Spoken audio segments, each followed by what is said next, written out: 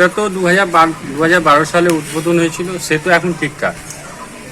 আর এই রামঘাট শ্মশান ঘাটটা প্রায় 2012 সালে যে বিদ্যুৎ চুল্লিটা চালু হয়েছিল তার উপরেই এখন আর ভরসা করে এখানকার যারা এই ঘাটে কাজ করে তাদের কিন্তু দুটো ভাত জোগাচ্ছে।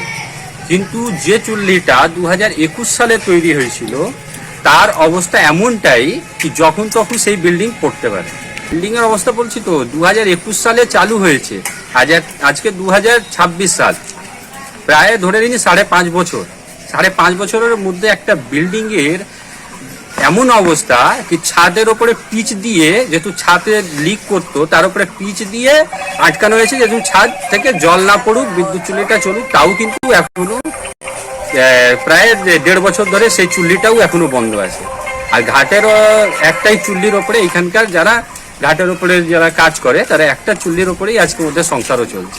মেনটেনেন্স কিছু হয়েছে? মেনটেনেন্স কিচ্ছু হয়নি। ওই ঘাটটাই একবারে কি বলা যায়, পুরো কাজটাও এখনো কমপ্লিট হয়নি। বসার জায়গা আপনি দেখলেন কি ওইটাও এখনো কমপ্লিট হয়নি, কিন্তু টাকা সবাই নিয়ে চলে গেছে। জল মারা যদি কাজ হয় তাহলে কি হবে?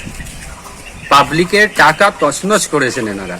পাবলিকের টাকা দিয়ে তৃণমূল সরকার আর তৃণমূলের নেতারা আর কর্মীরা ফুর্তি করেছেন, আর পাবলিক এইদিকে ওনাদের জন্যে কিন্তু হ্যারেস হয়। এই বিষয় নিয়ে কথা বলেছেন ইও সাহেবের সঙ্গে? ইও সাহেবকেও জানিয়েছি, আর আবার যাব পৌরসভার প্রতিপক্ষ থেকে আমি ইও সাহেবকে বলবো এইটা নিয়ে স্টেপ নিন, এবং পৌরসভা প্রতিপক্ষ থেকে এফআইআর করে যাদেরই এই কন্ট্রাক্টটা ছিল তাদের উপরে এফআইআর করে তাদেরকে কিন্তু জেলের ভেতরে ঢুকিয়ে পাবলিকের টাকাটা যেহেতু ফেরত আসুক সেটা চাইবো। আর বিদ্যুৎ চুল্লি যত শীঘ্রই হোক এটা কিন্তু ঠিক করার ব্যবস্থা করা হোক। বিদ্যুৎ চুল্লি এবং বিদ্যুৎ চুল্লি যে বিল্ডিংটা আছে সেটাও। কার কন্ট্রাক্টর ছিল? এই কন্ট্রাক্টরের নাম এখনো পর্যন্ত পৌরসভা প্রতিপক্ষ আমাদেরকে জানাতে পারেনি, যেটা আমরা পৌরসভার কেউ না। আর এখনো সরকার এখনো ইও সাহেবের কাছে, তো উনি বলেছেন আমি ব্যবস্থা নিব, আর উনি নিজে এসে এটা দেখে যাবেন।